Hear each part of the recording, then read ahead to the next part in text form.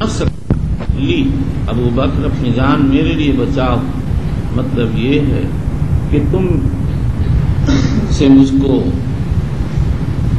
بہت سے مسائل میں مشورہ کرنا پڑتا ہے اور مجھ کو تمہاری رائے پر اعتماد و اطمینان ہوتا ہے، اس لیے تم احتیاط کے ساتھ چلو۔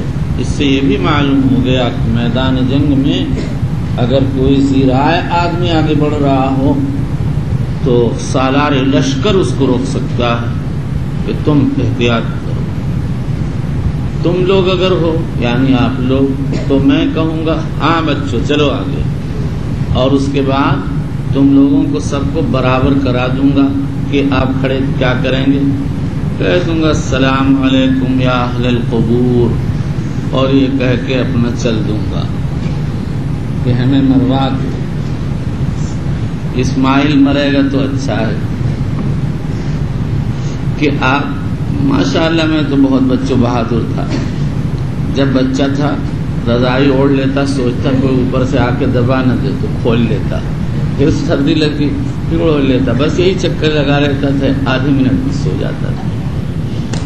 بہت ڈرتا تھا، بہت بہادر تھا، ڈرتا تھا، اگر چوہا کودتا تھا تو اتنی سی آنکھ کھول کے ایسے دیکھتا تھا یہ ہے کیا چیز، بہت ڈرتا تھا، اتنا زیادہ بچوں ڈرتا تھا کوئی حد نہیں، بڑی مشکل ہوتی تھی، پیشاب کرنے نہیں جاتا تھا۔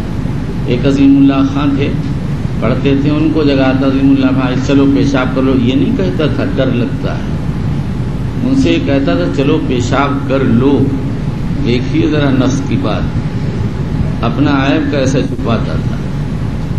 بس ایک مرتبہ مغرب کے بعد برسات کا زمانہ، میں مطبخ کی طرف سے آ رہا، اندھیرا تھا، قاری صاحب قاری عبدالجبار اپنے بچوں کو اپنے حجرے کے سامنے خاصے فاصلے سے سمجھا رہے تھے، اور یہ آیت پڑھی انہوں نے وَيُرْسِلُ عَلَيْكُمْ حَفَظًا، بس یہ سننا تھا کہ آدھا خوف اسی وقت نکل گیا،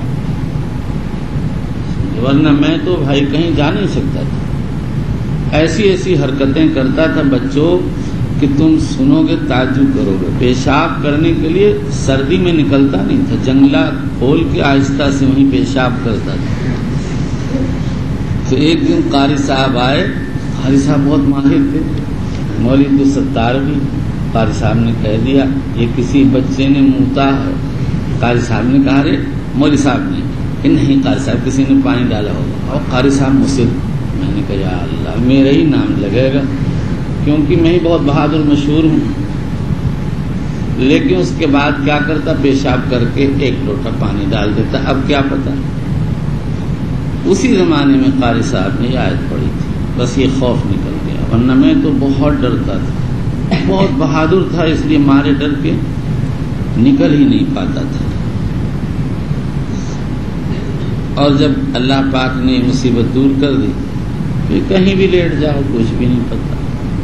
ایک جگہ تو ایسی جگہ لیٹ گیا، خدا کی پناہ میں خود سوچتا ہوں کیسے میں لیٹ گیا تھا، وہاں تو بہت بڑے بڑے سانپ رہتے ہیں اور جنوں کا وہاں مرکز ہے، رات کو لوگ ڈر گئے ہیں، کوئی گزر نہیں پاتا تھا، اور میں وہیں جا کے دوپہر میں اکیلا تھا، لیٹ گیا کہ کیسے، بچپنا تھا، تھکا ہوا تھا، بوریا مدرسے کا ساتھ تھا غلے کے لیے، بس بچھا کے لیٹ گیا، بہت دیر کے بعد آنے کے لیے۔ اور حضرت رحمان الرحیم جب بچانے پہ آتے ہیں، نہ کوئی سانپ آتا ہے، نہ اژدہا آتا ہے، نہ جن نہ بھوت، کوئی بھی نہیں آتا بھائی، تو اللہ کی طرف سے وہیں سے میں رات میں گزرتا تھا جہاں لوگوں نے کیا کیا دیکھا اور ڈر گئے اور مر گئے۔ ایک جگہ سے میں گزرتا تھا، واقعی وہ جگہ تو بڑی خطرناک تھی، ہمت نہیں ہوتی تھی دیکھنے کی، اور جس نے بھی ادھر رخ کیا اور ڈر گیا اور بیمار ہوا، لیکن میں وہاں سے زور سے پڑھتا ہوا گزر جاتا تھا، رات کے وقت گزرنا ہی پڑتا تھا، بس وہ اللہ تعالیٰ ہی کرا دے۔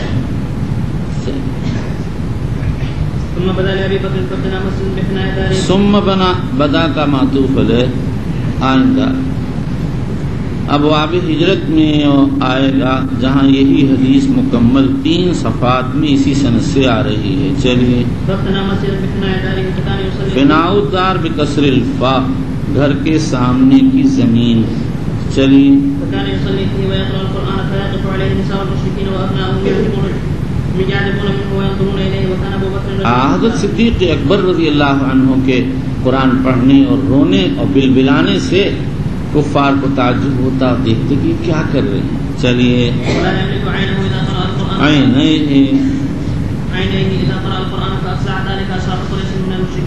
اور ڈر گئے، کہیں ایسا نہ ہو ہمارے عورتیں بچے اکبر کو دیکھ کر متاثر نہ ہو جائیں. چلیے.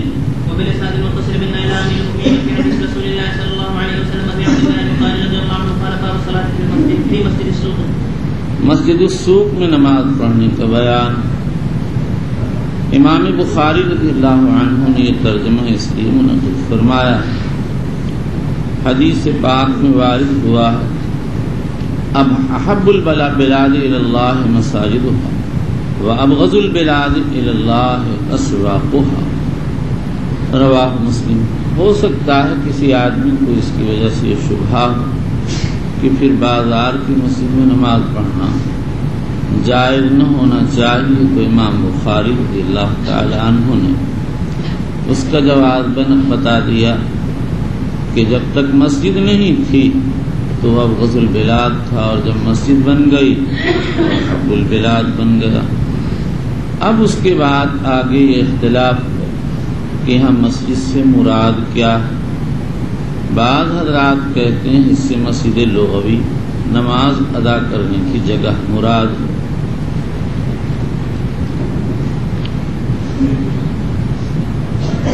شاہ ولی اللہ محدث دہلوی اور حضرت گنگوہی نے اسی کو اختیار کیا، اور حضرت گنگوہی کہتے ہیں اس کا قرینہ حدیث الباب ہے، اس میں وارد ہے صلاۃ الجمیع تزید علی صلاتہ فی بیتہ وصلاۃ فی سوقہ 25 درجۃ. اگر مسجد سے شرعی مسجد مراد ہوتی تو مسجد کی نماز کو مسجد سوق کی نماز پر فضیلت نہ ہوتی اور مسجد سوق کی نماز کا اجر کم نہ ہوتا. مولانا احمد علی محدث سہارنپوری نے یہ اشارہ کیا کہ ابن عون کا اثر اس پر دلالت کرتا ہے، اس لیے کہ اس میں مسجد کے دار محجوب میں ہونے کا ذکر ہے، اور دار محجوب میں جو مسجد بنتی ہے حنفیہ کے ہاں وہ مسجد نہیں الا کہ 2 شرطیں پائی جائیں، ایک اذن عام ہو اور دوسرے دروازہ بند ہونے کے پاس اتنے لوگ موجود ہوں جو جماعت کو قائم کرتے ہوں. اور بعض علماء نے ایک تیسرا قرینہ پیش کیا، اور وہ یہ قرینہ ہے کہ اگر ہم یہاں مسجد اصطلاحی مراد لے لیں تو ترجمے اور روایت میں مطابقت نہیں رہتی، اس لیے کہ روایت میں سوق کے اندر مسجد کا کوئی ذکر ہی نہیں ہے.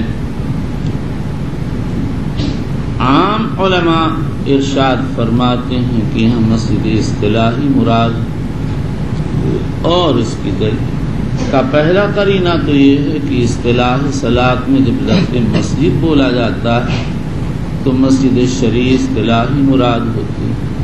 دوسرا قرینہ یہ ہے کہ یہ ترجمہ ابواب مساجد کے بیچ میں آیا، اسی لیے حافظ ابن حجر اسقلانی نے یہاں مسجد لغوی مراد لینے کو بعید قرار دیا ہے. اور قول اول کے قائلین نے جو پہلا قرینہ پیش کیا ہے اس کا جواب یہ ہے کہ اصل نماز با جماعت ہے جو مسجد میں ادا کی جاتی ہے، اور گھر اور بازار میں آدمی تنہا نماز پڑھتا ہے. تو حدیث میں صلاۃ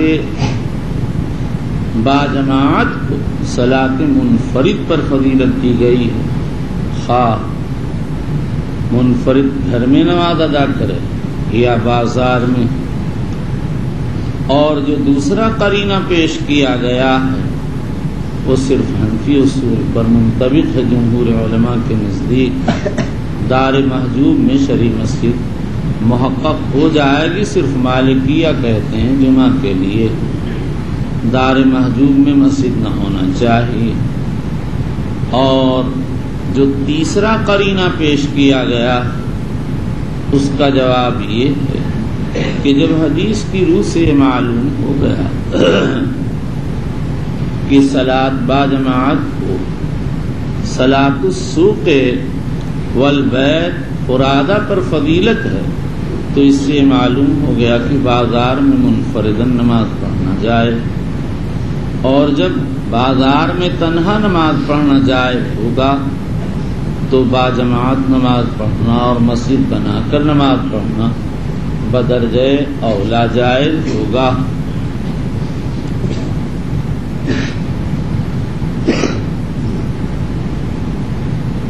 چلیے یہ بات جو ہم نے بیان کیا ہے ہم کو لکھ کر دو۔ ارے پاگل تو لکھتا نہیں، چلیے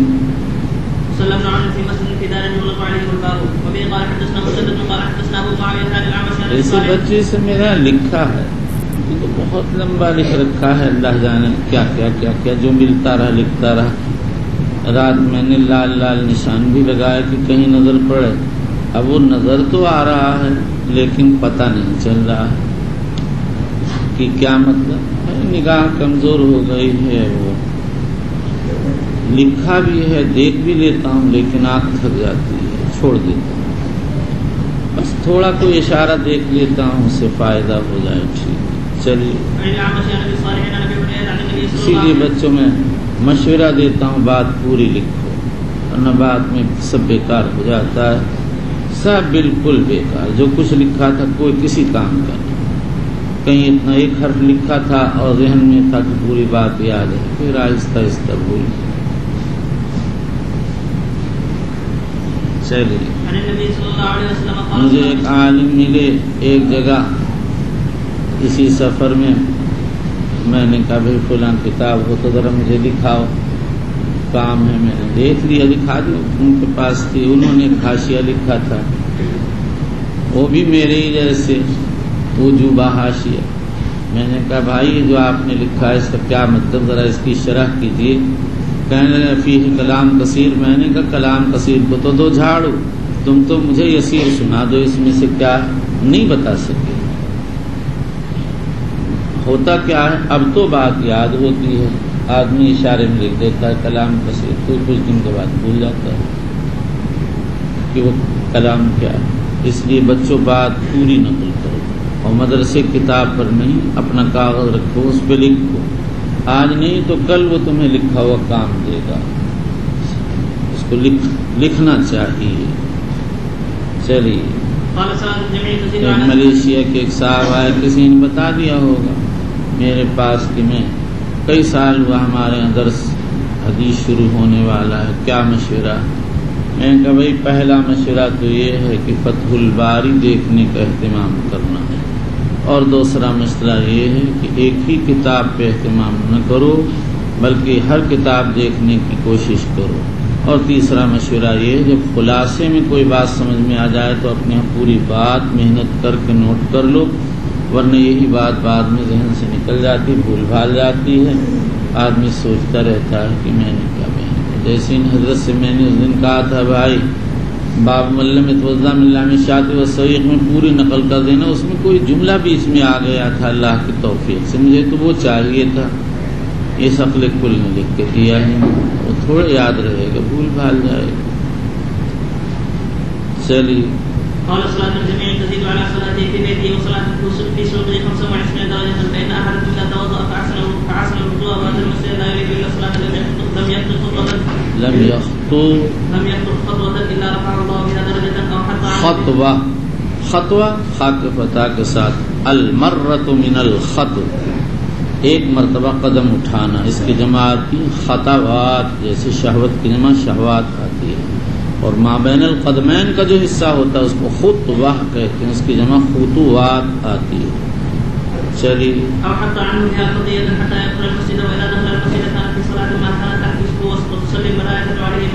مجلسه الذي يصلي فيه اللهم اغفر له اللهم ارحمه ما لم يصب فيه. وفي الاسناد المتصل منا الى امير المؤمنين في حديث رسول الله صلى الله عليه وسلم في عبد الله البخاري رضي الله عنه قال باب تشبيك الاصابع في المسجد وغيره. امام بخاری کا مقصد ظاہر ہے تشبیہ قینچی کرنا، انگلیوں کو انگلیوں میں داخل کرنا. امام بخاری کہتے ہیں انگلیوں کو قینچی کرنا مطلقاً جائز ہے، مسجد ہو یا غیر مسجد. تشبیہ فی المسجد کو تو انہوں نے حضرت ذوالیدین والے قصے سے ثابت فرمایا، اور تشبیہ فی غیر المسجد کو ابو موسیٰ اشعری اور عبداللہ بن عمرو بن عاص کی حدیثوں سے ثابت کیا. اور جب مسجد میں تشبیہ جائز ہوگی تو غیر مسجد میں بدرجہ اولا جائز ہوگی.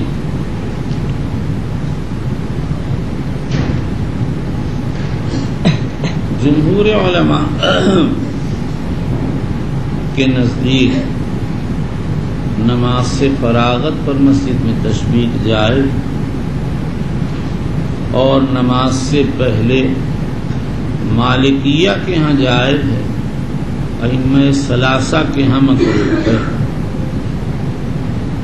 جواز کے قائلین باب کی روایات سے استدلال کرتے ہیں، اور مانعین حضرت کعب بن عجرہ کی روایت کو دلیل میں پیش کرتے ہیں.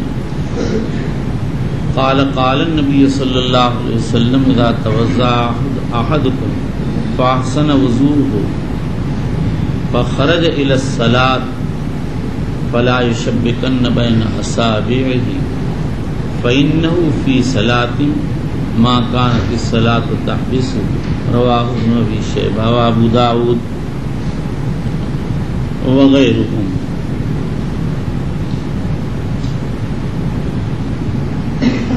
اور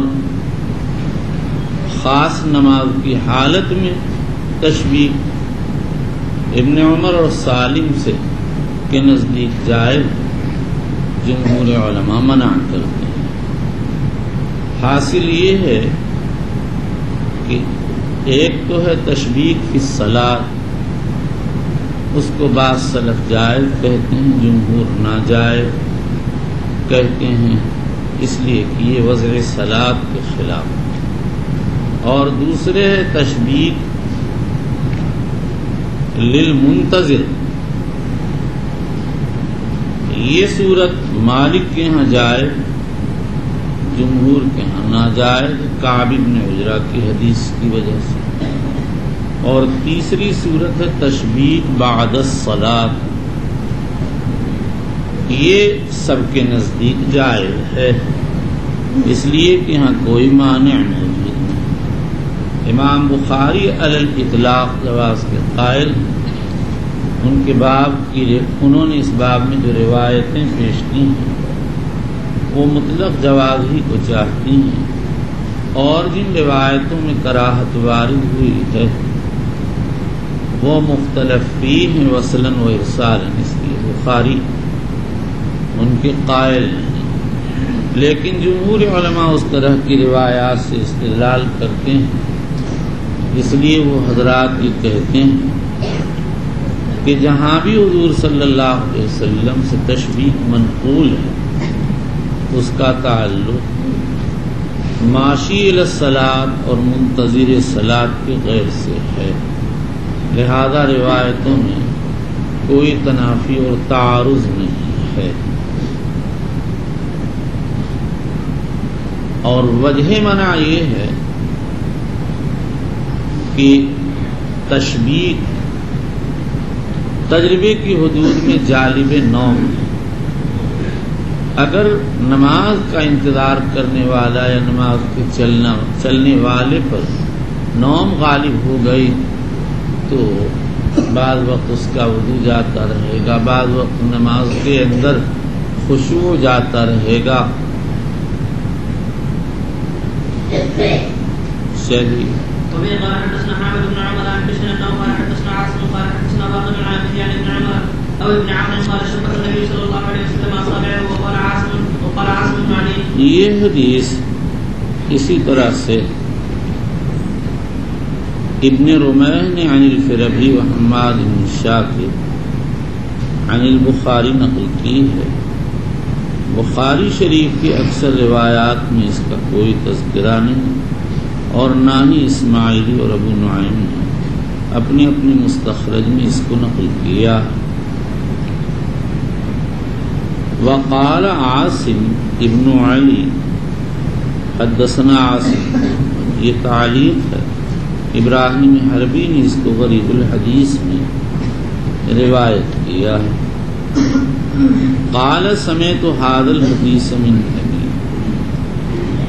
عاصم نے محمد ابن زید ابن عبداللہ ابن عمر کہتے ہیں میں نے حدیث اپنے والد محمد ابن زید ابن عبداللہ ابن عمر سے سنی، لیکن پوری طرح اس کو ضبط نہیں کر سکا. فقومه لي واقد عن ابي. میرے بھائی واقد ابن محمد نے اس کو میرے لیے سیدھا کر دیا، یعنی مجھ کو جہاں گڑبڑ ہو گئی تھی اس کو صحیح کر دیا. قال سمعت ابی وهو يقول قال عبد الله بن عمرو قال رسول الله صلی اللہ علیہ وسلم یا عبد اللہ بن عمرو کیف بک اذا بقیت فی حصالة من الناس. بہذا ابن عمرو تمہارا کیا حال ہوگا جب تم ردی لوگوں میں رہ جاؤ گے. حصالہ بضم الحاء، رزالۃ الناس وشرارهم الحصالہ الردی من كل شيء. بہذا اے بما تقدم من المتن اے شبک النبی صلی اللہ علیہ وسلم السابع. چلیے. وبه قال حدثنا خلاد بن يحيى قال حدثنا سفيان عن ابي بردة بن عبد الله بن ابي بردة عن جده عن ابي موسى عن النبي صلى الله عليه وسلم انه قال ان المؤمن للمؤمن كالبنيان يشد بعضه بعضا وشبك اصابعه. مومن کے حق میں تعمیر کی دیواروں کی حیثیت رکھتا ہے، بعض کو بعض قوت پہنچاتا ہے. اور آپ نے اپنی انگلیوں میں قینچی کر کے اس کی طرف اشارہ کیا. جب انگلیوں میں قینچی کر لی جاتی ہیں تو ایک کا دوسرے سے ربط ہو جاتا ہے اور ایک دوسرے کو پکڑ لیتی ہے. ایسے ہی دیواریں ہوتی ہیں، ایک دیوار دوسری دیوار کو سہارا دیتی ہے. اگر ایک گر جائے تو پھر دوسری بے سہارا رہ جاتی ہے. مطلب حدیث کا یہ ہے کہ اہل ایمان کی شان یہ کہ وہ اہل ایمان کا تعاون کریں، ان کو سہارا دیں. چلیے. وبه قال حدثنا اسحاق قال حدثنا ابن شميل قال اخبرنا ابن عون عن ابن سيرين عن ابي هريره رضي الله تعالى عنه قال صلى بنا رسول الله صلى الله عليه وسلم احدى صلاه العشي. قال ابن سيرين قد سماها ابو هريره ولكن نسيت انا قال صلى بنا ركعتين. فرماتے ہیں صلی بنا رسول اللہ صلی اللہ علیہ وسلم احدى صلاة العشی. نبی اکرم صلی اللہ علیہ وسلم نے ہم کو شام کی 2 نمازوں میں سے ایک نماز پڑھائی. بعض روایات اتنا ہی ہے. قال ابن سیرین قد سماها ابو ہریرہ ولکنی نسیت. ابن سیرین کہتے ہیں ابو ہریرہ نے اس نماز کی تعین کی تھی لیکن میں بھول گیا. گاہے ابن سیرین کو کسی ایک جانب گاہے ابن سیرین تذکرہ کرتے اور کہتے اما الظہر و اما العصر. کبھی کسی جانب پر رجحان ہو جاتا تو التعین کبھی ظہر کو اور کبھی عصر کو ذکر کر دیتے تھے. فصلی بنا رکعتین قال فصلی بنا رکعتین یعنی بجائے 4 کے 2 پڑھا دی. ثم سلم فقام الى خشبۃ معروضہ. بعض علماء کہتے ہیں اس سے استوان ہے حنان مراد فی المسجد فاتکا علیہا کانہ غضبان. نماز پورے نہ ہونے کی وجہ سے قلب مبارک کو وہ انشراح حاصل نہ ہوا جو نماز مکمل ہو جانے پر ہوتا ہے، جس کی وجہ سے آپ کو راحت ہوتی تھی، حتیٰ کہ آپ نے بلال سے فرمایا تھا ارحنا بہا یا بلال، اے بلال نماز کے ذریعے ہم کو راحت پہنچاؤ۔ رواہ ابو داود۔ تو آپ کے چہرے پر ایک ایسی انقباض کی کیفیت پیدا ہو گئی گویا کہ آپ ناراض ہیں۔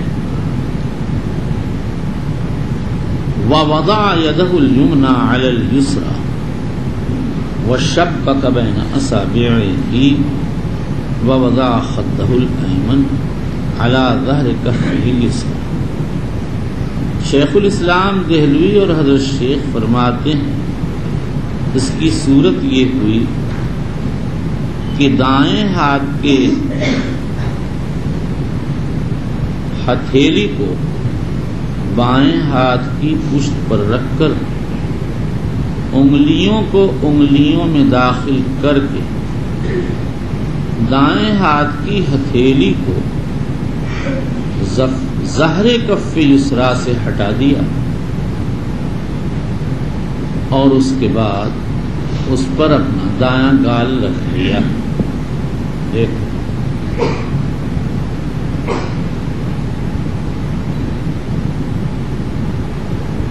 لیکن اس طرح کرنے میں بہت تکلف کرنا پڑتا ہے، اس لیے میرے نزدیک راجح یہ ہے کہ اس کی صورت یہ ہوئی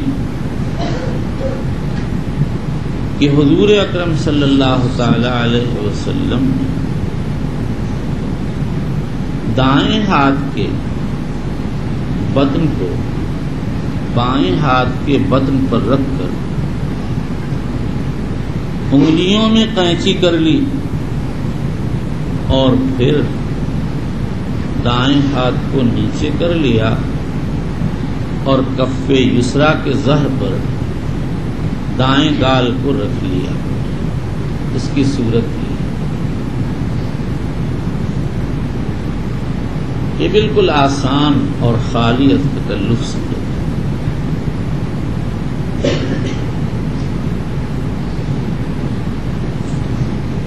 وخرجت السرعان من ابواب المسجد۔ سرعان سین و را کی فتحہ کے ساتھ اور بعد اس کے سکون کے قائل ہیں۔ اس کا مفرد سریع ہے اور بعضوں نے سرعان بضم السین ضبط کیا، اگرچہ یہ ضبط مرجوح ہے لیکن اس کی کا مفرد بھی سریع ہوگا، جیسے کثبان کا مفرد کثیب آتا ہے۔ اور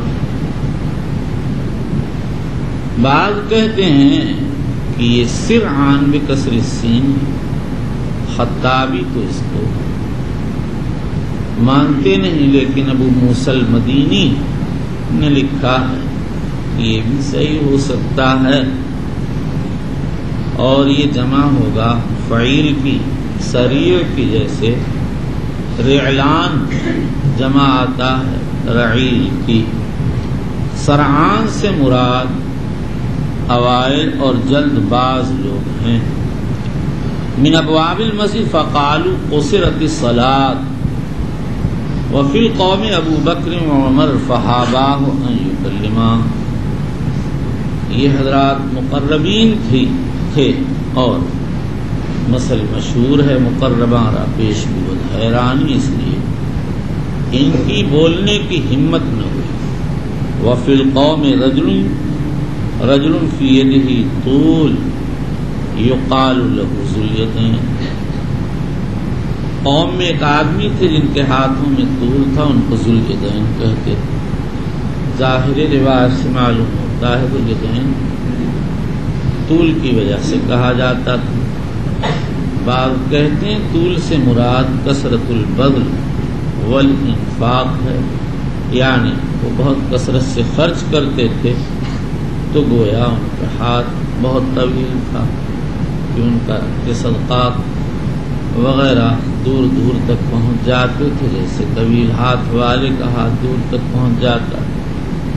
اور بعض کہتے ہیں کہ ان کو ذو الیدین اس لیے کہتے ہیں کہ ان کے دونوں ہاتھ کام میں برابر چلتے تھے، ورنہ عام طور سے لوگوں کا ایک ہی ہاتھ چلتا ہے، پھر اکثر کا تو دایاں چلتا ہے اور بعضوں کا بایاں۔ جس کا بایاں چلتا ہے عربی میں اس کو اعصر کہا جاتا ہے۔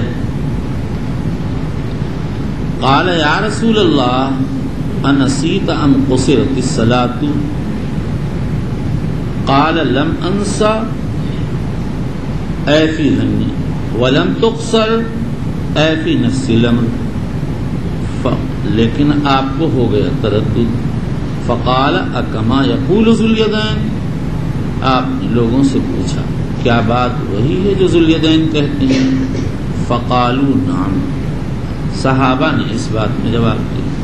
فتقدم فصلى ما ترک، آپ نے چھوٹی ہوئی رکعت پوری کی، ثم سلم ثم کبر وسجد مثل سجوده وطول ثم رفع راسه وكبر ثم كبر وسجد مثل سجوده وطول ثم رفع راسه وكبر فربما سألوه ثم سلم، یعنی بعض وقت لوگ ابن سیرین سے پوچھتے کہ پھر اخیر میں سلام پھیرا، فیقول نبیت ان عمران بن حسین قال ثم سلم، یعنی ابو ہریرہ کی روایت میں تو ثم سلم ہے نہیں، ہاں لوگ عمران بن حسین سے ہی قصہ نقل کرتے ہیں تو اس میں ثم سلم نقل کرتے ہیں۔ ابن سیرین اور عمران ابن حسین کے بیچ میں 3 واسطے امام ابو داؤد ترمذی نسائی نے بطریق اشعث عن ابن سیرین عن خالد بن الحذا عن ابی القلابہ عن امہ ابی المحلب عن عمران، یہی حدیث نقل فرمائی ہے۔ اس حدیث پاک سے کلام فی الصلاۃ کا مسئلہ ثابت ہوتا ہے، جس کے لیے امام بخاری رضی اللہ عنہ نے ابواب العمل میں مستقل ترجمہ منعقد فرمایا۔ اگر کوئی آدمی نماز میں ایسا کلام کرتا دیدہ و دانستہ جس کا اصلاح صلاۃ سے تعلق نہیں، تو وہ کلام بالاجماع مفسد صلاۃ۔ اس کے بعد پھر امام مالک اور ان کے اصحاب کہتے ہیں کلام قلیل لاصلاح الصلاۃ عامداً جائز۔ شافعیہ فرماتے ہیں کلام قلیل ساہیاً و جاہلاً معفواً۔ حنابلہ کے مختلف اقوال ہیں، بعض امام شافعی کے مطابق، بعض امام ابو حنیفہ کے، ان کا کہ متاخرین نے اسی قول کو اختیار کیا جو امام ابو حنیفہ رحمۃ اللہ علیہ کے موافق، یعنی نماز میں ہر نوع کا کلام ممنوع ہے، عامدن ہو یا ناسین، عالمن ہو یا جاہلن، قلیل ہو یا کثیر، لاصلاح الصلاۃ ہو یا لغیر ذالک۔ اگر کوئی بھی کلام پایا جائے گا تو نماز باطل ہو جائے گی۔ جو لوگ مسلک اول کے قائل وہ ذو الیدین کی روایت پیش کرتے ہیں، یہاں حضور صلی اللہ علیہ وسلم اور عمران نے کلام کیا، یہ کلام قلیل تھا اصلاح صلاۃ کے لیے۔ مسلک ثانی والے کہتے ہیں کہ حضور صلی اللہ علیہ وسلم تو ناسی تھے اور ذو الیدین مسئلے سے ناواقف تھے، اور ناسی و جاہل کا ایک حکم ہے، اس لیے کلام ناسی اگر قلیل ہو تو مؤثر نہیں۔ اس پر یہ اشکال ہے کہ صحابہ بھی تو بولے تھے، اس کا جواب یہ ہے کہ وہ لوگ بھی جاہل تھے، اور دوسرا جواب یہ دیا گیا کہ زبان سے بولنے کے بجائے اشاروں میں بولے تھے، ابو داؤد میں وارد ہوا ہے فَأَوْمَأُوا، لیکن امام ابو داؤد و دارقطنی کہتے ہیں فَأَوْمَأُوا کا لفظ نقل کرنے میں حماد بن زید منفرد ہے، یعنی یہ لفظ شاذ ہے، وہم ہے۔ جو حضرات یہ کہتے ہیں کہ کسی نوع کا کلام بھی جائز نہیں ہے، انہوں نے حضرت عبداللہ ابن مسعود کی حدیث کنا نسلم علی النبی صلی اللہ علیہ وسلم وهو فی الصلاۃ فیرد علینا فلما رجعنا من عند النجاشی سلمنا علیہ فلم يرد علینا وقال ان فی الصلاۃ شغولا، رواہ البخاری مسلم۔ اور زید بن ارقم کی حدیث سے ان كنا لنتكلم في الصلاة على عهد النبي صلى الله عليه وسلم يكلم احدنا صاحبه بحاجته حتى نزلت حافظوا على الصلوات والصلاة الوسطى وقوموا لله قانتين فأمرنا بالسكوت، رواه البخاری ورواه مسلم وزاد انہوں عن الكلام سے استدلال کیا۔ اسی طرح معاویہ ابن حکم سلمی کی حدیث میں ان صلاتنا هذه لا يصلح فيها شيء من كلام الناس، رواه مسلم ورواه ابو داود بلفظ لا يحل فيها شيء من كلام الناس۔ اس سے صاف معلوم ہوتا ہے کہ نماز میں کلام کی کوئی گنجائش نہیں ہے۔ امام شافعی رحمۃ اللہ علیہ فرماتے ہیں کہ ابن مسعود کی حدیث کا تعلق ما قبل الہجرت سے ہے۔ ہوا یہ کہ صحابہ کفار مکہ کی اظہار ثانی کی وجہ سے حبشہ ہجرت کر گئے، پھر ان کو یہ اطلاع ملی کہ کفار اپنی آزار دہی سے باز آ گئے تو لوگ لوٹ کر آئے، مگر یہاں معاملہ بالکل برعکس تھا۔ کفار نے اظہار ثانی میں شدت کر دی تھی، یہ لوگ مکے میں داخل نہیں ہوئے اور پہلے ہی واپس ہو گئے، اور ان کے ساتھ ایک بہت بڑی جماعت واپس ہو گئی۔ تو یہ حضرات فرماتے ہیں کہ جب یہ لوگ حبشہ سے واپس آئے تھے اس وقت یہ قصہ پیش آیا تھا۔ اس پر یہ اشکال ہے کہ یہ لوگ تو مکے میں داخل ہی نہیں ہوئے، باہر سے باہر ہی واپس ہو گئے تھے، بلکہ یہ واقعہ مدینے کا ہے۔ مسند احمد میں وارد ہے فتعجل عبد اللہ حتی شہد بدرن، مستدرک میں بھی یہ حدیث وارد ہوئی ہے۔ اسی لیے ابن قیم، ابن الترکمانی اور حافظ ابن حجر عسقلانی اس کو مدینے کا قصہ مانتے ہیں۔ زید ابن ارقم کی حدیث کے بارے میں ابن عبد البر فرماتے ہیں کہ کہیں یہ تصریح تو ہے نہیں کہ کب کا واقعہ ہے، لیکن نظر اس بات کی شہادت دیتی ہے کہ یہ واقعہ مکہ مکرمہ کا ہے۔ اس پر یہ اشکال ہے کہ ناسخ للکلام فی الصلاۃ آیت کریمہ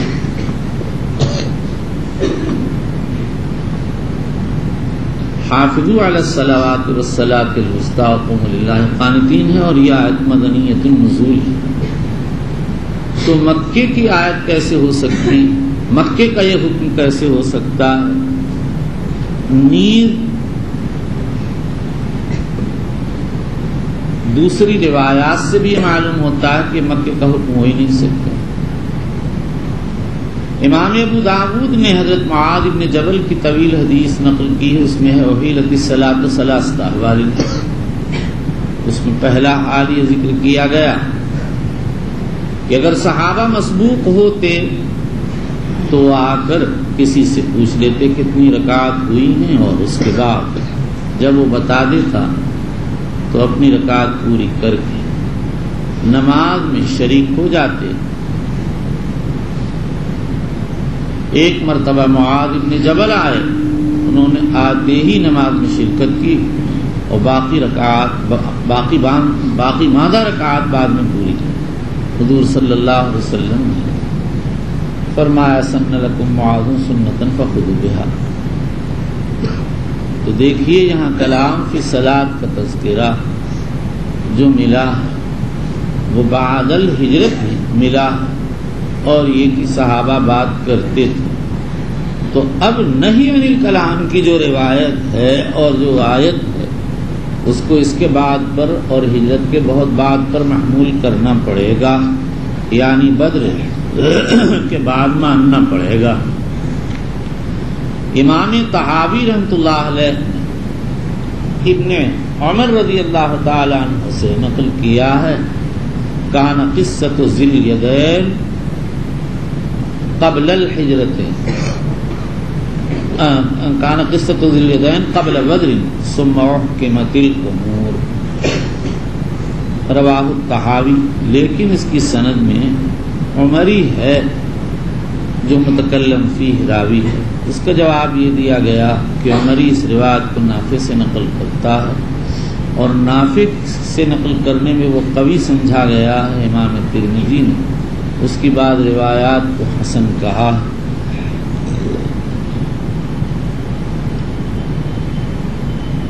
لیکن ابو ہریرہ کی روایت کو قبل بدر پر محمول کرنا مشکل ہے، اس لیے کہ وہ تو سن 7 ہجری میں فتح خیبر کے بعد مسلمان ہو کر حاضر ہوئے ہیں۔ اس کا جواب یہ دیا جاتا ہے کہ ان کی روایت مراسیل صحابہ میں سے ہوگی۔ اس پر یہ اشکال ہے کہ ابو ہریرہ کہتے ہیں صلی بنا رسول اللہ صلی اللہ تعالی علیہ وسلم، اس کا جواب یہ دیا گیا کہ اس کے معنی ہے صلی بالمسلمین، اور ابو ہریرہ اس طرح کا مجاز اختیار کرتے تھے، کہتے ہیں جیسا کہ کتاب المغازی میں آئے گا افتتحنا خیبر، حالانکہ یہ تو فتح خیبر کے اختتام پر آئے ہیں، اور دیگر صحابہ سے بھی اس طرح کا استعمال منقول ہے۔ طاؤس کہتے ہیں قدم علینا معاذ بن جبل، حالانکہ جس وقت معاذ یمن گئے تو طاؤس شاید پیدا بھی نہیں ہوئے۔ اور حضرت حسن بصری کہتے ہیں خطبنا عتبہ بن غزوان، حالانکہ جب عتبہ بصرہ کے حاکم تھے تو حضرت حسن بصری بصرہ میں نہیں تھے۔ لیکن اس پر یہ اشکال ہے کہ ابو ہریرہ کے قصے میں مسلم شریف میں وارد ہے بینما انا اصلی، اس لفظ میں آ کر قبل الہجرت کا مسئلہ اور مجاز کا مسئلہ کاٹ کے رکھ دیا۔ صاحب بحر وغیرہ یہاں سے پر انداز ہو گئے کہ یہ تو نص فی الباب ہے، لیکن بعد حنفیہ نے اس کا جواب دیا کہ ابو ہریرہ رضی اللہ تعالی عنہ سے مسلم میں روایت 4 طریقوں سے نقل ہوئی ہے، 2 میں ہے صلی بنا، اور 1 میں ہے صلی لنا، اور صرف 1 میں ہے بینما انا اصلی۔ اور اس لفظ کو تنہا شیبان ابن عبد الرحمن یا ابن ابی کثیر سے نقل کرتے ہیں، ان کے دوسرے رفیق علی ابن مبارک یہ لفظ نقل نہیں کرتے، اس لیے بظاہر یہ لفظ شاذ ہے۔ لیکن اور مزید یہ ہے کہ ابو ہریرہ جو قصہ نقل کرتے ہیں اس میں ذوالیدین کا ذکر، اور ذوالیدین کا دوسرا لقب ذوالشمالین ہے، اور ذوالشمالین بالاتفاق جنگ احد میں شہید ہو گئے، تو ان کا قصہ خیبر کے بعد کا ہو ہی نہیں سکتا۔ لیکن جمہور علماء نے اس کا جواب یہ دیا ہے کہ ذوالیدین اور ذوالشمالین الگ الگ دو آدمی ہیں۔ ابو عوانہ کہتے ہیں اس کی دلیل یہ ہے کہ دونوں کا نام الگ ہے۔ ذوالیدین کا نام خرباب اور ذوالشمالین کا نام عمیر ابن عبد عمرو، جیسا کہ اہل سیرت نے لکھا، اہل تاریخ نے لکھا۔ اس کا جواب یہ دیا گیا کہ ہو سکتا ہے ایک آدمی کے کئی نام ہوں، اور دارمی میں ان کا نام عبداللہ بھی آیا، لیکن یہ چیز جی کو نہیں لگتی۔ ایک آدمی بہت سے نام اس وقت رکھتا ہے جب وہ بہت سی خوبیوں، کمالات اور اوصاف والا ہوتا ہے، اور ذوالیدین کے متعلق کوئی خاص کارنامہ منقول نہیں ہے جس کی وجہ سے یہ سمجھا جائے کہ ان کے بہت سے نام ہو گئے ہوں گے، واللہ اعلم۔ نمبر 2، ابن مندہ کہتے ہیں ان دونوں کے قبائل الگ۔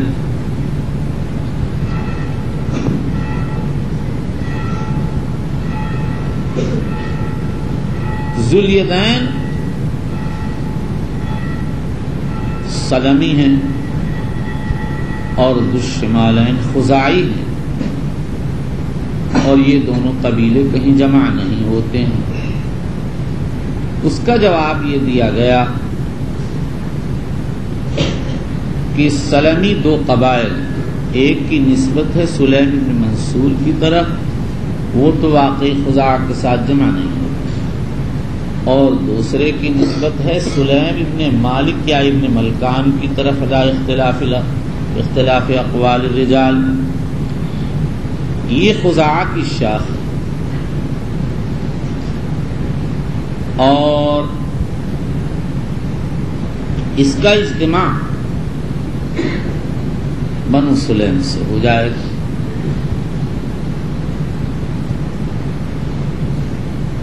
نمبر 3، بعض علماء فرماتے ہیں کہ ذوالشمالین تو بہرحال جنگ احد میں شہید ہو گئے، اور ذوالیدین بعد میں باقی رہیں، اور اس کی 2 دلیلیں۔ ایک دلیل تو ابو ہریرہ کا قول بینما انا اصلی، لیکن یہ دلیل کمزور ہے، اس کی کمزوری بیان ہو چکی۔ اور دوسری دلیل یہ ہے کہ عبداللہ ابن احمد نے زوائد مسند میں ایک روایت نقل کی ہے شعیس ابن مطیر سے، وہ اپنے والد مطیر سے نقل کرتے ہیں، انہوں نے کہا کیف حدثتک یا بنی، قال حدثتنی یا ابت انہ لقیک ذوالیدین بذی خشب، اور اس کے بعد پھر وہی حدیث ذکر فرمائی۔ سے معلوم ہے یہ بہت بعد میں زندہ رہے ہیں۔ اس کا جواب یہ ہے شعیس مطیر دونوں مجہول الحال ہیں، اور ان کے نیچے کا جو راوی ہے وہ واہل حدیث ہے۔ لیکن ان ساری بحثوں کے بعد جب ہم خالی ذہن ہو کر ذوالیدین کا قصہ پڑھتے ہیں تو یہی سمجھ میں آتا ہے کہ یہ قصہ بہت بعد کا ہے، اور ساہین کلام فی الصلاۃ کی گنجائش معلوم ہوتی ہے۔ والغیب عند اللہ،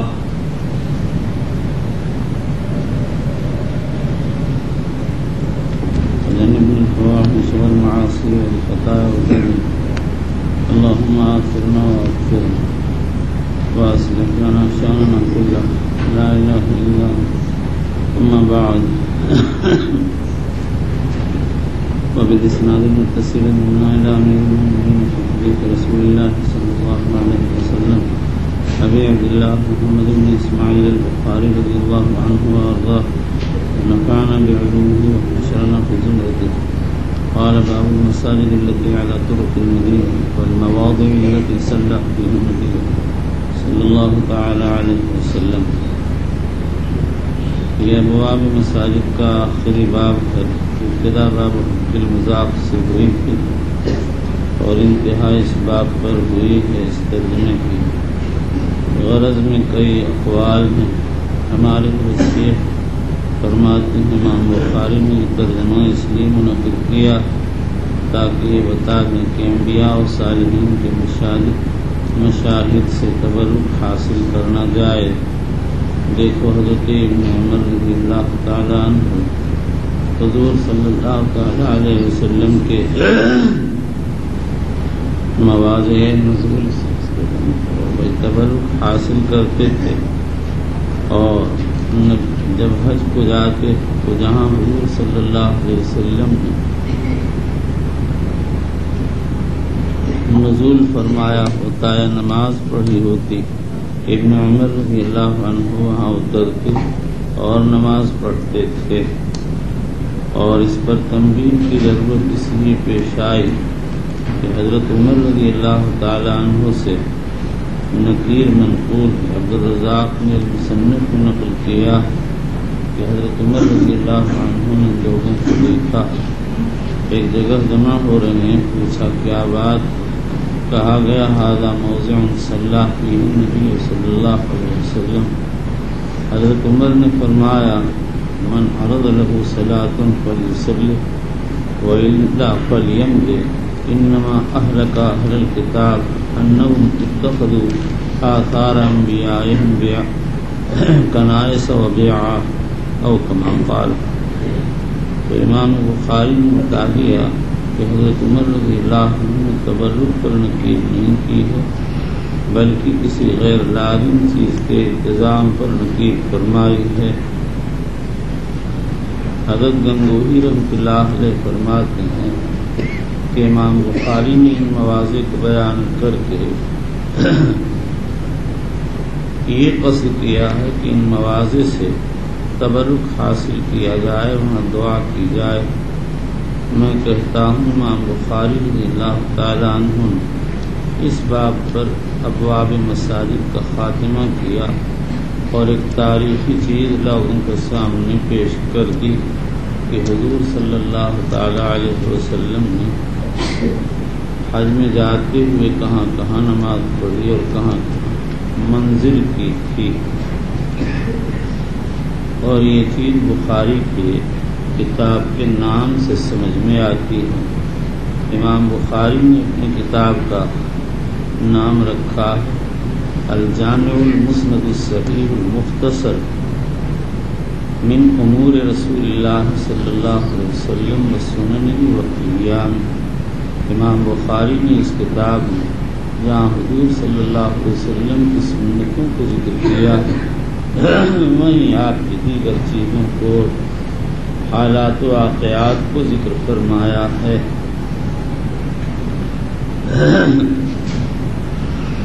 جہاں حضور صلی اللہ علیہ وسلم نے نمازیں ادا کی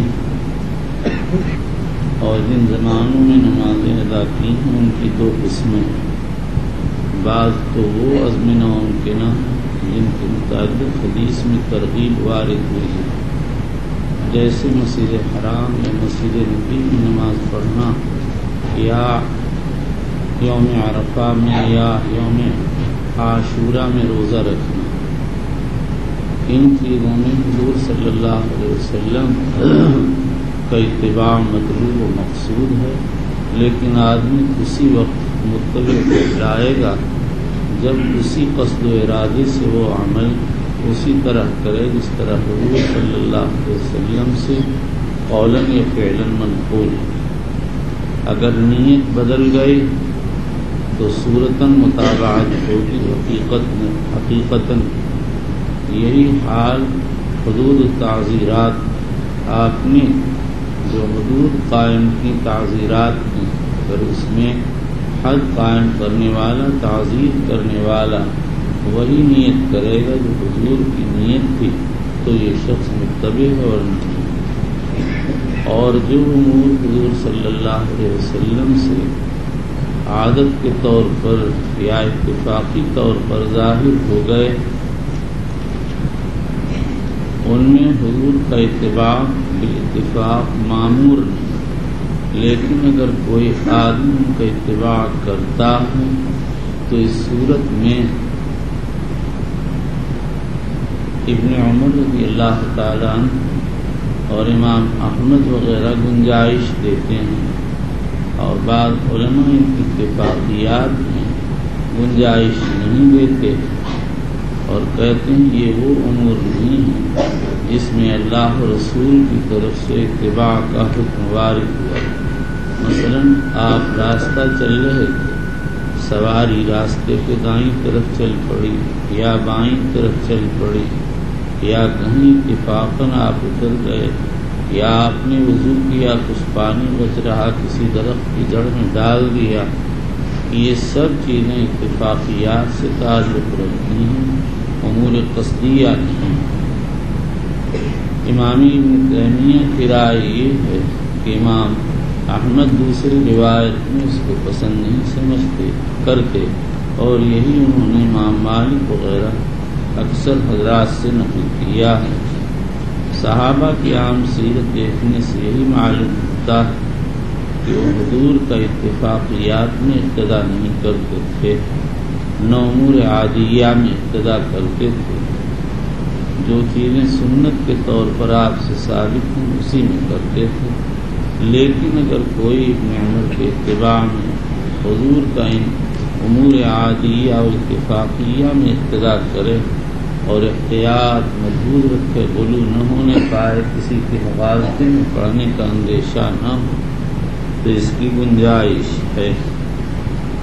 چلیے بسم الله الرحمن الرحيم وبالاسناد المتصل من الى امير المؤمنين في حديث رسول الله صلى الله عليه وسلم ابي عبد الله البخاري رضي الله تعالى عنه قال حدثنا محمد بن ابي بكر المقدمي قال حدثنا فضيل بن سليمان قال حدثنا موسى بن عقبة قال رايت سالم بن عبد الله يتحرى اماكن من الطريق فيصلي فيه ويحدث ان اباه كان يصلي فيه وانه راى النبي صلى الله عليه وسلم يصلي في تلك الامكنه قال وحدثني نافع عن ابن عمر انه كان يصلي في تلك الامكنه وسالت سالما فلا اعلمه الا وافق نافعا في الامكنه كلها الا انه اختلفا في مسجد في مسجد بشرف الروحاء، یعنی حضور صلی اللہ علیہ وسلم نے جب حج کا سفر کیا اور راستے میں جہاں کہیں آپ نے نماز پڑھی تو ان سارے ہی امکنہ میں سالم اور نافع کا اتفاق ہے، صرف شرف روحا کی مسجد کے بارے میں اختلاف ہے۔ چلیے وبه قال حدثنا ابراهيم بن المنذر الحزامي قال حدثنا انس بن عياض قال حدثنا موسى بن عقبة عن نافع عن عبد الله بن عمر رضي الله تعالى عنهما اخبره ان رسول الله صلى الله عليه وسلم كان ينزل رسول الله صلى الله عليه وسلم كان ينزل بذي الحليفة حين يعتمر وفي حجته من حج تحت السمرة في موضع المسجد الذي بذي الحليفة، وكان إذا رجع من غزوة وكان في تلك الطريق أو حج أو عمرة حبط بطن واد، فإذا ظهر من بطن واد ناخ بالبطحاء التي على شفير الواد الشرقية فعرس ثم حتى يصبح ليس عند المسجد الذي بحجارة ولا على اللكمة التي عليها المسجد، كان ثم خليل يصلي عبد الله عنده في بطنه كتب، كان رسول الله صلى الله عليه وسلم ثم يصلي فدحا فيه السير بالبطحاء حتى دفن ذلك المكان الذي كان عبد الله يصلي فيه۔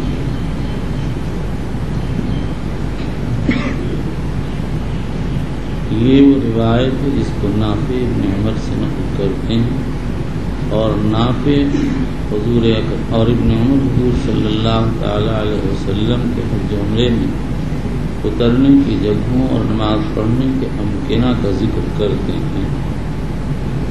کان ینزل،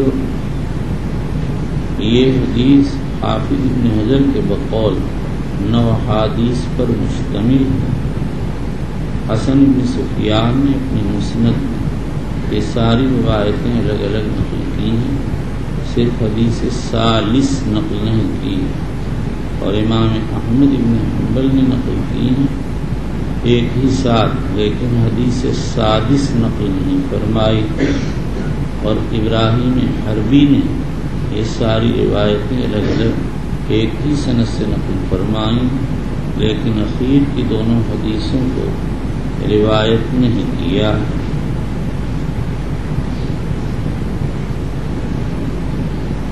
کان ينزل بذی الحلیفہ حین یعتمر وفی حجتہ حین حج.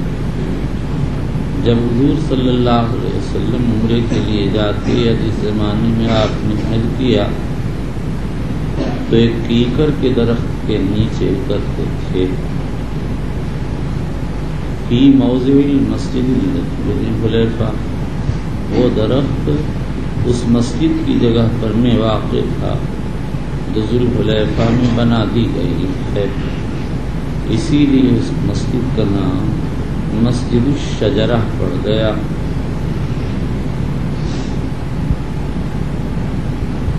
اور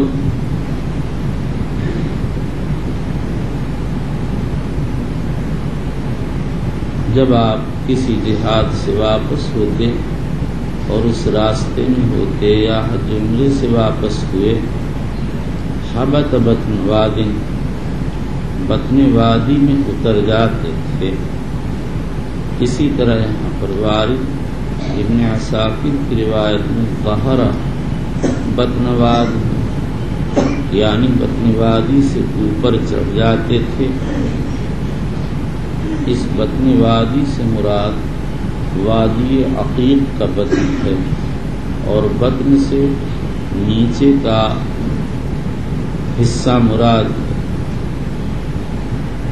اناخ بالبطحاء التي على شفیر الوادی، سواری کو بٹھا دیتے تھے اس بطحا میں جو وادی کے کنارے پر شرقی جانب ہے. بطحا مسیل الماء، پانی بہنے کی کشادہ جگہ. شفیر کنارہ، شرقیہ بطحا کی صفت ہے، اس لیے کہ جہاں پانی بہتا ہے اس کے دو کنارے ہوتے ہیں. اگر نہر شمال و جنوب میں بہتی ہے تو ایک شرقی کنارہ ہوتا ہے، دوسرا غربی. فعرس ثم، وہاں تعریس کرتے. عرس تعریس سے فعل ماضی، اس کے معنی استراحت کے لیے رات کے آخر میں اترنا. ثم یہ ساکن فتحہ کے ساتھ ظرف ہے، اور اس حدیث میں بار بار یہ لفظ اسی طرح سے آیا. حتی یصبح، یہاں تک کہ صبح کر دے. لیس عند المسجد الذی بحجارہ ولا علی الأقم، نہ تو اس مسجد کے پاس تعریس فرماتے جو پتھر کی بنی، اور نہ اس ٹیلے پر جس پر وہ مسجد بنی ہوئی. عقم ٹیلا. کان سم خلیج، یہ سما بھی ظرف ہے اور فتح کے ساتھ. خلیج عمیق وادی.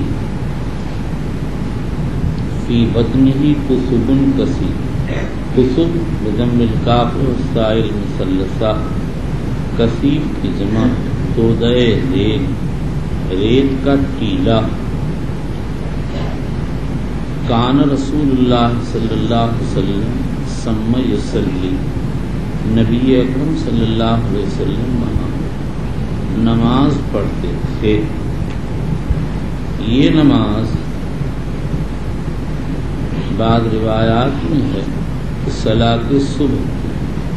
قاضی اسماعیل کہتے ہیں صلاۃ نافلہ تھی. حافظ ابن رجب نے اس کو رد کیا. فدحا فیہ السیل، اس کے اندر ڈال دیا سیلاب نے بطحا، چھوٹی چھوٹی کنکریوں کو. حتی دفن ذالک المکان، یہاں تک کہ وہ مکان پٹ گیا جس میں عبداللہ نماز پڑھا. ابن عمر نے ان کو خبر دی کہ رسول اللہ صلی اللہ علیہ وسلم اترتے تھے ذو الحلیفہ میں جب عمرہ کرتے، اور حج میں جب آپ نے حج کیا، کیکر کے درخت کے نیچے جو اس مسجد کی جگہ میں تھا جو ذو الحلیفہ میں بنا دی گئی. اور جب آپ واپس ہوتے کسی غزوے سے اور اس راستے میں ہوتے یا واپس ہوئے حج یا عمرے سے تو اتر جاتے تھے وادی کے پست حصے میں، اور جب چڑھ جاتے بطن وادی سے اوپر کو تو بٹھا دیتے تھے اپنی سواری کو پانی بہنے کی اس جگہ میں جو وادی کے کنارے پر مشرقی جانب کو تھی۔ وہاں آپ شب گزاری فرماتے یہاں تک کہ صبح ہو جاتی، نہ تو اس مسجد کے پاس تعریض فرماتے جو پتھر کی بنی ہے، اور نہ اس قلعے پر جس پر مسجد ہے۔ وہاں پر ایک امین وادی تھی، عبداللہ بن عمر اس کے پاس نماز پڑھتے تھے۔ اس کے بطن میں بہت سے تودہائے ریگ تھے۔ رسول اللہ صلی اللہ علیہ وسلم وہاں نماز پڑھتے تھے۔ کاٹ دیا اس کے اندر سیلاب کے پانی نے کنکریوں کو، یہاں تک کہ دفن ہو گیا وہ مکان جس میں عبداللہ نماز پڑھتے تھے۔ جی وبه قال وان عبد الله بن عمر انه حدثه ان النبي صلى الله عليه وسلم قال کیا چیز سن شروع ہو چکی، چلیے وان عبد الله بن عمر انه حدثه ان النبي صلى الله عليه وسلم صلى حيث المسجد الصغير الذي دون المسجد الذي بشرف الروحاء، حيث المسجد الصغير الذي جلي مسجد الصغير الذي دون المسجد الذي بشرف الروحاء، وقد كان عبد الله يعلم المكان الذي كان صلى فيه النبي يعلم المكان الذي كان صلى فيه النبي صلى الله عليه وسلم، يقول ثم عن يمينك حين تقوم في المسجد تصلي، وذلك المسجد على حافة طريق اليمنى، وأنت ذاهب إلى مكة بينه وبين المسجد الأكبر رمية بحجر أو نحو ذلك وأن ابن عمر رضي الله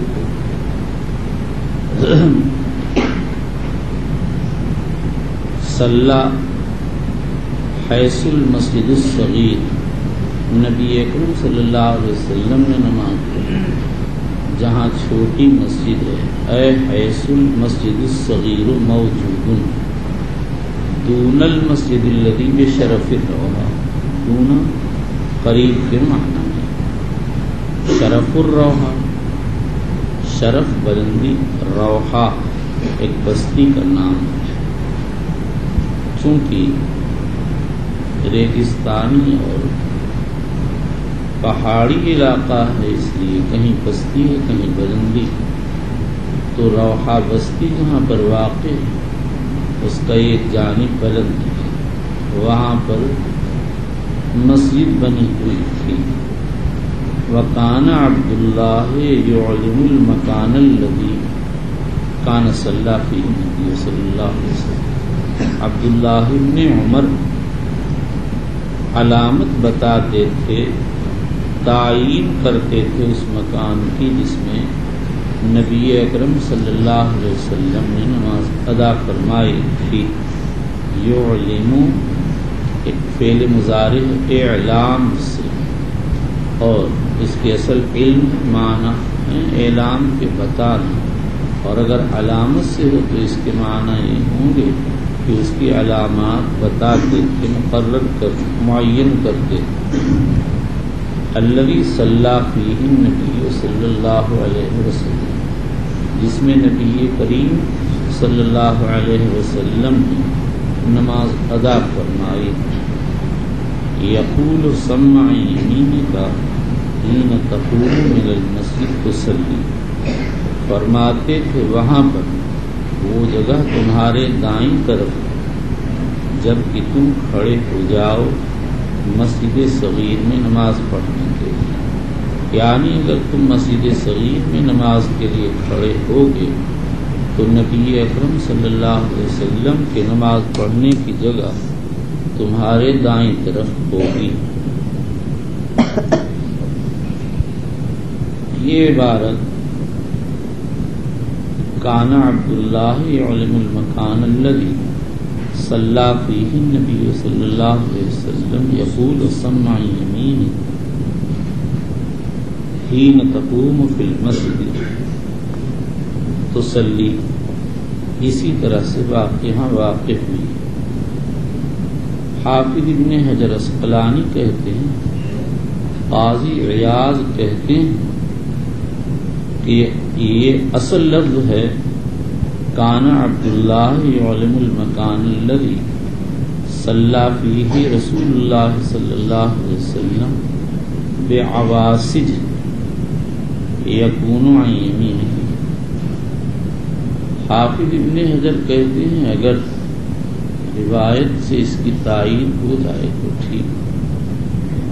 میں کہتا ہوں قاضی عیاض نے یہ بات اپنی طرف سے نقل نہیں کہی بلکہ اپنی ان بعض شیوخ سے نقل کی ہے جو فن روایت میں مہارت اور اعتماد کا مقام رکھتے تھے، اور انہوں نے بھی اپنی طرف سے نہیں کہا بلکہ یہ کہا ہے کہ بعض احادیث میں اسی طرح سے وارد ہوا ہے.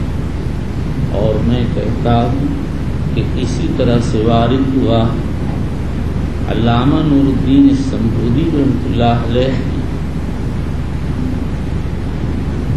یحییٰ ابن حسن مورخ مدینہ کے حوالے سے روایت کے الفاظ صلی فیہ رسول اللہ صلی اللہ علیہ وسلم بعواسج یکون عن یمینہ کا نقل فرمایا. اس کے بعد مجھ کو مدتوں کے بعد حافظ ابراہیم حربی کی ایک کتاب اماکن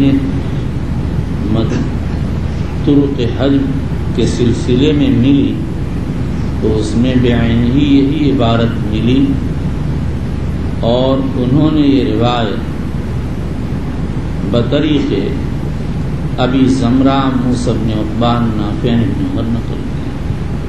اور یہ ابو زمرہ وہی ہیں جن کو بخاری کی روایت میں انس بن ایاز کے نام سے یاد کیا گیا. یہ بڑی اہمیت کی چیز ہے. بعض علماء کے سامنے یہ بات آئی مدینہ طیبہ میں تو میں نے جب یہ بات ذکر کی تو کہنے لگے ہذہ فائدۃ یرحل الیہا، یہ ایک علمی فائدہ ہے جس کے لیے مستقل سفر کیا جا سکتا.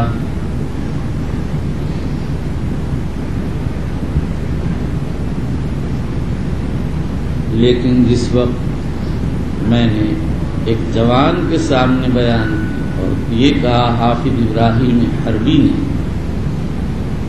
یہ روایت انہی الفاظ سے نقل کی، فوراً بولا کہ مناسک میں مجھے تعجب بھی ہوا اور اس کے ذہنی تیقظ سے خوشی بھی ہوئی کہ اس کا دماغ کتنا تیز ہے.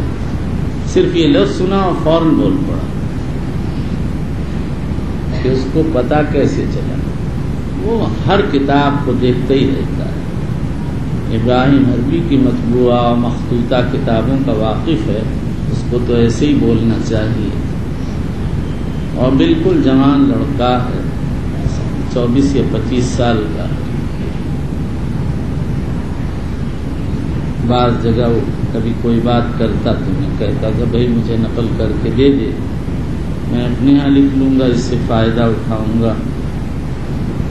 کبھی تو لکھ کے دے دیتا تھا، کبھی خاں صاحب بھی کرتا تھا، نہیں لکھتا تھا. ابھی میں نے اس کو فون کیا کہ بھائی وہ لکھ کر کے بھیج دو، 2-4 جگہ جو تم نے لکھ رکھا ہے، فلاں جگہ صح ہے، فلاں جگہ سختہ ہے، تاکہ مجھے فائدہ ہو. مجھ کو خوشی ہوتی ہے اس طرح کی باتوں سے. 5 منٹ کی بات میں 250 روپے میرے لگ گئے.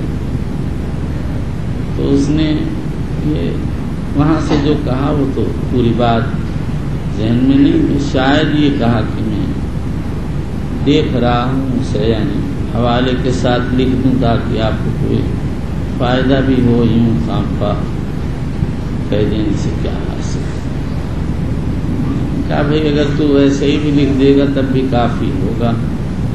بے تک نہیں بولتا ہے، تک سے بولتا ہے.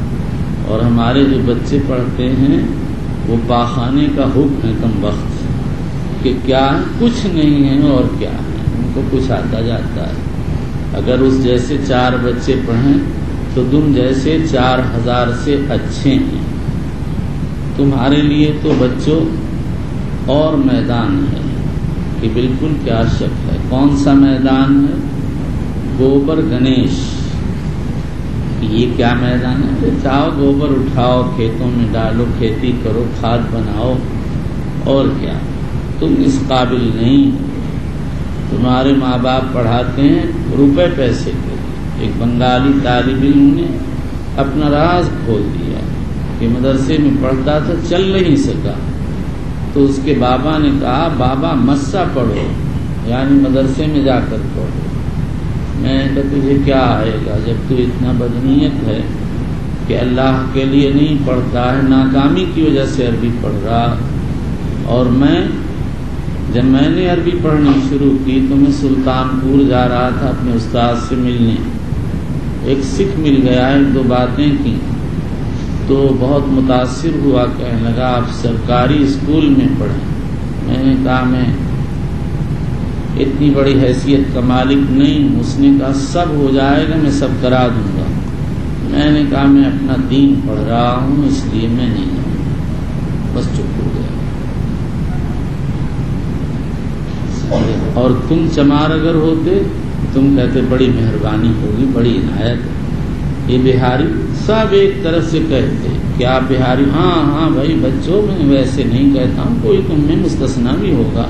ایسا بھی نہیں ہے کہ سب ایک ہی لاٹھی سے آ کے جائیں، لیکن اکثریت ایسے ہیں. یہ بیٹھے ہیں کشتی والی ٹوپی والے، اگر یہ ہوتے یہی صاحب یہ کیا سامنے ہیں ادھر منہ کر رہے ہیں، یہ تو سکھ کا جوتا بھی اٹھا لیتے کہ بڑی عنایت ہے، آپ میرے محسن ہیں، لائیے آپ کا جوتا اٹھا لوں، چاٹ لوں. کہ اور آپ تو واہ، یہاں تو بالکل بچوں کوئی آدمی ہمت نہیں کرتا تھا کہ بات کرے مجھ سے. حالانکہ میں تو پھٹے پرانے کپڑے والا ہوتا تھا، پھٹے پرانے کپڑے پہنے ہوتا تھا، مگر خاموش چپ بیٹھا ہوتا تھا. جلدی کوئی آدمی مجھ سے بول نہیں سکتا. نہ میں دوستی زیادہ کرتا تھا، نہ کچھ. جس سے کرتا تھا تو اس سے بہت گہری دوستی کرتا تھا، سمجھے. اور جس سے نہیں کرتا ہوں اب بھی دوستی. دوستی ہی میں تو تعریف کر دی اس طالب علم کی، ورنہ اور کس کی میں تعریف کرتا ہوں کہ تبھی تو آپ ہماری تعریف نہیں کرتے، ہم سے دوستی نہیں ہے. ارے کم وقت تو دوستی کی علت نہیں تو میں کہ دوستی کیسے کروں تمہارے اندر؟ تمہارے اندر تو نفرت کی علت ہے، نہ تمہیں پڑھنا ہے نہ لکھنا ہے. 1000 بار سمجھا دو پھر وہیں کے وہیں. تم لوگ سب کے سب اذناب الکلاب ہو. کہ کیا چیز ہو؟ اذناب الکلاب، کتوں کی دم. کہ یہ کیا چیز ہے؟ تم نے نہیں سنا ایک آدمی نے کتے کی دم نلکی میں ڈال دی، 18 سال کے بعد نکالی، پھر وہ مڑ کے وہیں کے وہیں. سمجھے؟ تو تمہیں 1000 بار سمجھاؤ یا اذناب الکلاب فإنکم ترجعون الی اصلکم کل شیء یرجع الی اصلہ. ہاں بالکل، یہ جملہ تو سب کو یاد ہے، حتیٰ کہ اذناب الکلاب تک کو یاد ہے. چلیے اب تم لوگوں کو بڑا غم ہوتا ہے کہ ہماری کبھی مدح ہی نہیں کرتے. عربی کا لقب دے دیا اور مدح نہیں، واہ بھائی واہ. کہ کون سا لقب؟ اذناب الکلاب. جب تم سے کوئی پوچھے سر نے کہہ دینا اذناب الکلاب. چلیے سر نیم کیا چیز ہے؟ یعنی سر آپ کا نام کیا ہے؟ بے وقوف. سر نیم کے معنی تو علامت ہے، نام کی تمہارے علامت کیا ہے؟ تم تو سارے کے سارے عقل کل ہو، کہ بالکل کوئی شک نہیں. آپ نے اب جا کے پہچانا ہے عقل کل ہیں ہم لوگ، یعنی پوری عقل ہے. چلیے آدمی بھائی حضرت فرماتے تھے اپنے کمال و محنت سے پہچانا جاتا ہے. چلیے اگر کچھ آدمی کرے تو خود ہی جو ہے استاد تو خود قدر کرتا ہے. جو تعلیم سمجھدار ہو اس کی تو خود قدر کرتا ہے. اب ایک صاحب ہیں تمہارے ساتھ ہی پڑھتے ہیں، حدثنا ابراہیم ابن المنذر الحزامی قال حدثنا انس بن مالک. کی کہاں ہے وہ؟ الشیخ کہاں کہے تو بہاری یا بنگالی ہیں؟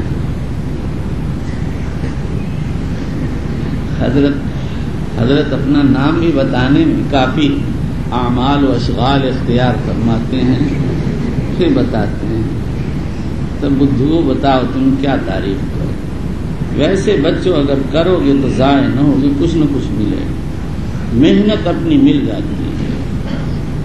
تم محنت کرتے امتحان کے وقت میں تو کچھ نہ کچھ تو نمبر آ ہی جاتا ہے، اگر یہی محنت تسلسل سے کرو تو جو نمبر کے بقدر تم کو حاصل ہوتا ہے اس کا 100 گنا تم کو حاصل ہو جائے گا، کر کے تو دیکھو۔ وعن ابن عمر رضی اللہ عنہما کان یصلی الی العرق الذی عند منصرف الروحاء وذلك العرق اب یہ مجھ کو کیوں پڑی ہوئی تھی بھائی کہ ابن حجر امام الدنیا ہے، اس نے ایک بات کہی، میں نے اس پہ اعتراض کیا، تو بہرحال میں تو ان کے دسترخوان سے فائدہ اٹھانے والا انسان ہوں اور ان پر اعتراض کرتا ہوں، تو بات مستند ہو تبھی تو اعتراض مسموع ہوگا، اس لیے بات ڈھونڈتا رہا۔ اور تو قاضی بہت بڑے آدمی ہیں، ان کے یہاں مل گئی بات، میرے لیے کافی تھی، پھر سمبودی کے یہاں مل گئی، مزید ہو گئی، اور پھر حافظ ابراہیم حربی کے یہاں مل گئی تو بات بالکل پکی ہو گئی، ہر شک شبہ دور ہو گیا، معلوم ہو گیا کہ بخاری شریف میں تحریف ہو گئی۔ اصل لفظ تھا کان رسول اللہ صلی اللہ علیہ وسلم یصلی فی صلی رسول اللہ صلی اللہ علیہ وسلم بعواسج یکن عن یمینک، تحریف ہو کر بن گیا یقول سمع عن یمینک، حین تقوم فی المسجد، مسجد سے مراد مسجد صغیر ہے، علی حافۃ الطریق الیمنی، حافہ فائے مفتوحہ مخففہ کے ساتھ کنارہ جانب، الیمنا دایاں کنارہ، راستے کا دایاں بایاں امور اضافیہ میں سے ہے، رخ بدلنے سے بدل جاتا ہے، اس لیے اس کی تعین کے لیے کہتے ہیں وَأَنْتَ ذَاهِبٌ إِلَىٰ مَكَّةَ، جب تمہارا رخ مکے کو ہو، تم مکے جا رہے ہو، اس وقت راستے کا دایاں کنارہ مراد ہے۔ بینہ و بین المسجد الاکبر رمیۃ بحجر، اس چھوٹی مسجد اور بڑی مسجد کے مابین ایک پتھر کی مار کا فاصلہ ہے۔ اور عبداللہ ابن عمر نے ان سے بیان کیا کہ نبی اکرم صلی اللہ علیہ وسلم نے نماز ادا فرمائی جہاں پر مسجد صغیر ہے، جو قریب ہے اس مسجد کے جو روحا کی بلندی پر واقع ہے۔ عبداللہ ابن عمر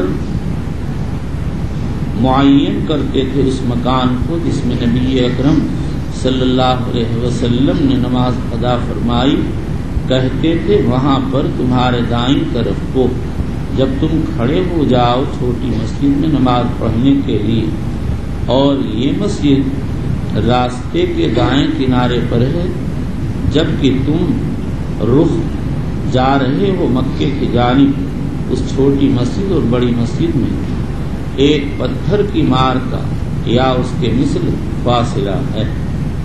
چلیے وأن ابن عمر رضي الله عنهما كان يصلي إلى العرق الذي عند منصرف الروحاء وذلك العرق انتهى طرفه على حافة الطريق دون المسجد الذي بينه وبين المنصرف، طريق دون المسجد الذي بينه وبين المنصرف وعند ذاهب إلى مكة وقد الدنيا سمى مسجدا، فلم يكن عبد الله بن عمر يصلي في ذلك المسجد، كان يتركه عن يساره ووراءه ويصلي أمامه إلى العرق نفسه، وكان عبد الله يروح من الروحاء فلا يصلي الظهر حتى يأتي ذلك المكان فيصلي فيه الظهر، وإذا أقبل من مكة فإن مر به قبل الصبح بساعة أو من آخر السحر عبس حتى يصلي بها الصبح،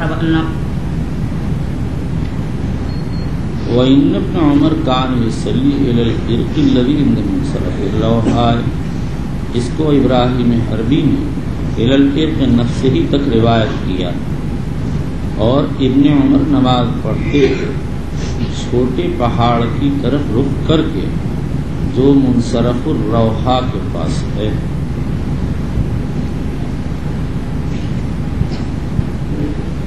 منصرف الروحہ،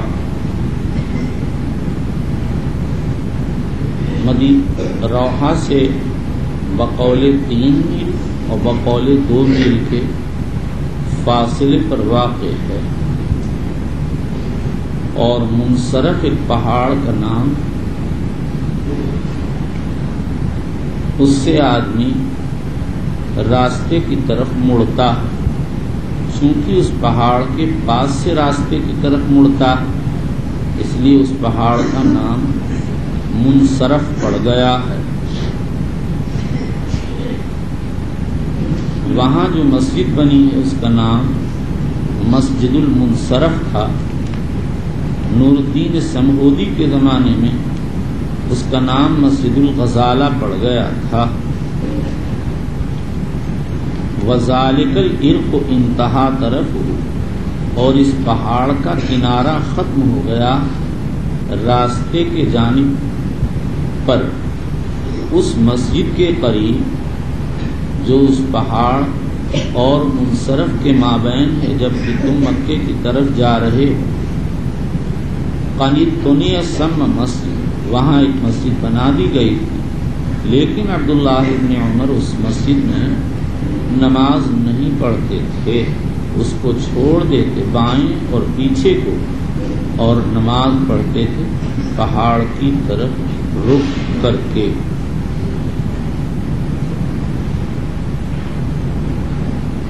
اور ابن عمر رضی اللہ عنہ نماز پڑھتے تھے چھوٹے پہاڑ کی طرف جو منصرف الروحہ کے پاس، اور یہ پہاڑ ختم ہو گیا اس کا کنارہ راستے کے کنارے پر، اس مسجد کے قریب جو اس کے اور منصرف کے درمیان واقع ہے، جبکہ تم مکے کی طرف جا رہے، وہاں پر مسجد بنا دی گئی۔ عبداللہ ابن عمر اس مسجد میں نماز نہیں پڑھتے، اس کو بائیں طرف اور پیچھے کو چھوڑ دیتے تھے۔ راستہ کبھی مڑتا ہے، سیدھا جا رہا، بائیں طرف کو مڑ گیا۔ اب آدمی جب بائیں طرف کو مڑے گا تو جو چیز وہاں پر ہوگی وہ اس کے بائیں اور پیچھے کو ہو جائے گی۔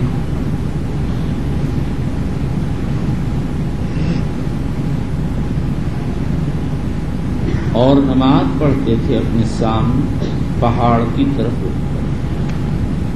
وَكَانَ عبداللہ، یہ ٹکڑا امام حربی نے روایت نہیں کیا، اور عبداللہ بن عمر چلتے تھے روحہ سے تو ظہر کی نماز نہیں پڑھتے تھے یہاں تک کہ اس جگہ آ جائیں، وہاں ظہر ادا کرتے، اور جب مکے سے واپس ہوتے اگر گزرتے تھے اس جگہ پر صبح سے 1 گھنٹہ پہلے یا سحر کے آخر میں، تو وہیں شب گزاری فرماتے یہاں تک کہ صبح کی نماز وہاں پڑھتے۔